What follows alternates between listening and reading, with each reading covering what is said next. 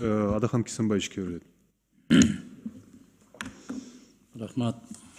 Урматтуу кесиптештер, бул маселе, бул долбоорду колдоого татый турган долбоор. Биз бир гана ошол бир айдан бери талкуулап, эч бир сурообузга жооп ала албай атканыбызда жатат. Ары буйтап, бери буйтап эле келип атасыздар. Колдобойбуз деген эч ким жок. Баарыбыз колдойбуз. Анан долбоордун аткарылышы 2027 деп айтып атасыз, 38 жылга деп турат. 38 жылдын ичинде.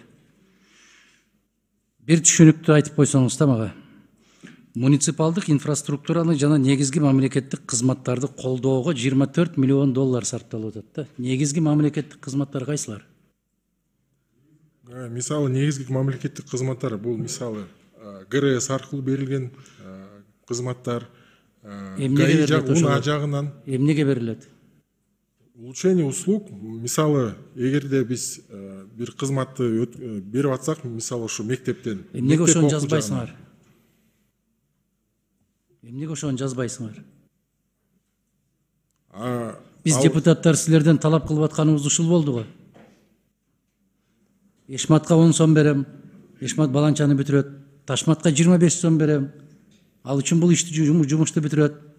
Ерматка момчаны берем, ал бул жумушту бүтүрөт деп ошону жазып келгиле деп бир айдан бери суранып атабыз. Кайланайындар. Эмнеге жазбайсыңар ошону?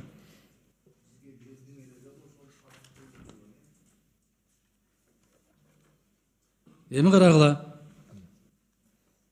Агро азык түлүк кластерлерин бекемдөө 21 миллион дейт. Анан ушул экөөнү, үчөөнү бириктирсе, мына Чакан гранттар программасы аркылуу жергиликтүү экономикалык өнүгүү болгону 2 миллион.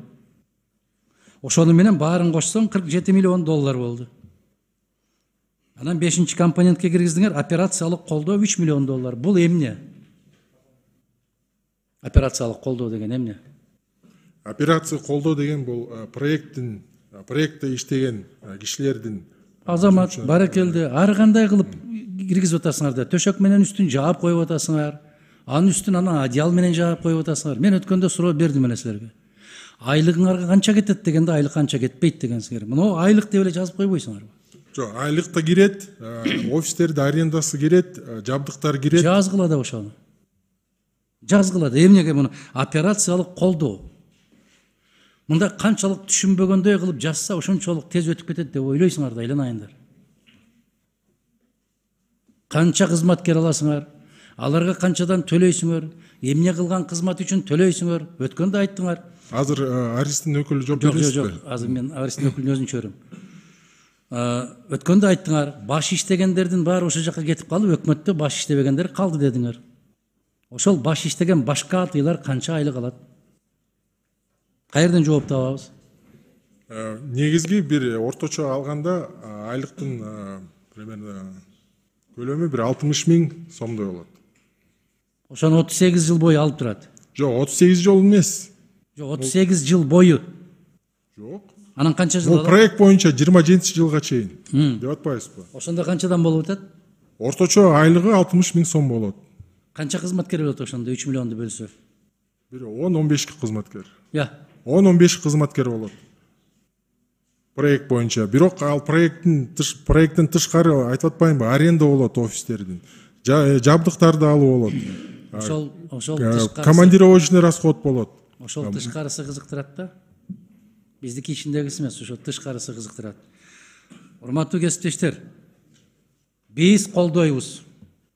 Болгондо дагы чайкоочулук жол менен эмес, түз жол менен колдойбуз. Рахмат. Бирок, рахматка шашпай туруң. Бирок, мына ушул нерселерди так жазып койгула деп мен өткөндө мисал келтирдим эле. Биз Луизиана штатына барып калсак, могу жерге жазып коет экен. Ар бир айылдын фермерине жазып коет экен. Мамлекеттик бюджеттен быйыл канча субсидия алат. Ошол мамлекеттик бюджеттин долбоорунда турат. Кийинки жылга ал заявка берет экен. Мага 35 000 доллар, бирөө жазат экен 75 000 доллар. Ошолор бюджетте бар экен. Бир мамлекеттин эмес, бир округтун бюджети Чыңгыз Азаматович моундай том болуп турат. Конкреттүү билет экен. Джон канча алат, Смит канча алат. А мына жерге силер жаап, жашырып киргизип атасыңар, айланайындар. Өткөндөгүдөн бери талкуулагандан кийин кичине четтерин чыгарып баштап атасыңар. Мына азык түлүк кластерин бекемдөө дегенге эмне мисал келтире аласыз? Мисалы ошол Разаков шаарында эмне курасыңар? Азык түлүк боюнча эң алыс жайгашкан район ошол Лейлек району. Эмне кыласыңар ошол жерде айтпачы, азык түлүк боюнча? Азык түлүк боюнча айтып атпаймынбы? Кластерлер ишке кирет. Мисалы эмне болуп? Баягы эле Гилиас боюнча өрүк, эмне кыласыңар ошону? Бул окуудан башталат эң биринчисиден. Экинчисиден партнерлор, будем привлекать партнеров. Үчүнчүсү ким Гилиас өрүк, күрүч өстүргөндөрдү чакырабыз. Макул, жакшы токтоп туруңуз. Лейлек району боюнча канча өрүк өндүрөт бир жылда? Канча өрүк? Андай маалымат менде жокму? Болбосо кантип кластер түзөсүңөр силер? Кантип кластер түзөсүңөр эгер маалымат жок болсо? Канча өрүк алат? Ошол өрүктүн канчасын как кыласыңар? Канчасын компот кыласыңар? Канчасын жанагындай кылып переработка кылып иштейсиң? Ошонун баары жазылыш керек да. Буга $800,000 кетет, буга $300,000 кетет деп, ошону силер бизге депутаттарга көрсөтүшүңөр керек да. Биз Баткенге барганда, Лейлекке барганда айтышыбыз керек да. Урматтуу жашоочулар, быйыл мунул комбинат бул жерде пайда болот. Мунул фабрика бул жерде пайда болот. Жандай болбош керекпи? Кандай дейсиз? Заявка бергенде, фермерлер заявка берди, ар бир заявкада өз эмеси маалыматы болот. Биз баланча өрүктөрдү өстүрөбүз, баланча как кылабыз, баланча алмадан неме кылабыз деп. Ошонун негизинде биз биринчи акчаны алып алып, анан кийин иштетебиз деп атасыңар. Мен ушундан кийин сүйлөбөйм. Бул маселе боюнча Чыңгыз Азаматович, баары бир билгениңерди кыласыңар, оңолбойсуңар. Эч качан ачык акчаны көрсөтпөйсүңөр. Мына жерде азыр Чыңгыз Азаматович айтып аткан 8-чи пункт, бул өтө коркунучтуу пункт. Керектүү болгон учурда социалдык туруктуулукту камсыздоого кетип калды деп ушул жерде дагы бирөө келип, ал кезде сиз болбойсуз. Сизден кийинки үчүнчү келген киши болот. Ушуга жумшалып кетти. Биз кайдан билиптирбиз деген жооптарды айтасыңар. Эгер сиз ушул жерге эшматка момча кетет, ташматка момча кетет, ал бешик жасай турган кичине чакан ишкана курат.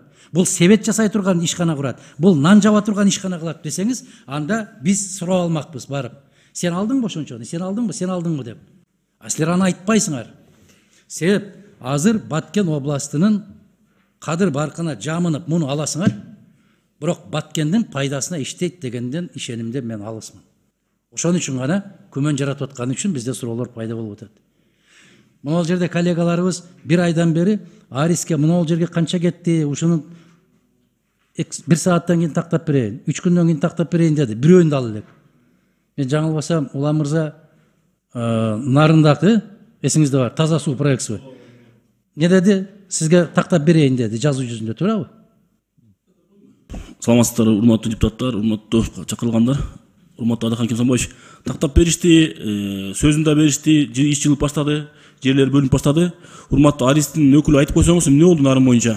Суроо болуп калды буякта.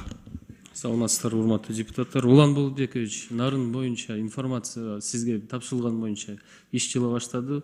ПСДС убакыт мөөнөтүндө бүтүп атат. Сизге дагы информацияны берип турабыз. Сиз жаңы келдиңиз, макул берсеңиз керек. Биз башында ушуну айттык эле. Арис болгондон бери канча каражат алды, кайда канча жумшалды, эмне маселелер, кайсы имараттар курулду, биз тактап беребиз деп, могу жерде сиздин ордуңузда бир кыз отурган. Ошол бойдон көрө элекпиз ошол кызды. Бир ай болду, биз ала элекпиз ошол маалыматты. Адахан Кемсанбаевич, 2003 жылдан бери Арис түзүлгөндөн баштап информациянын баары чогулуп атат. Биз ал информацияны сиздерге беребиз. Кийинки жылыбы? Жок, ушул айдын ичинде беребиз сиздерге баарын.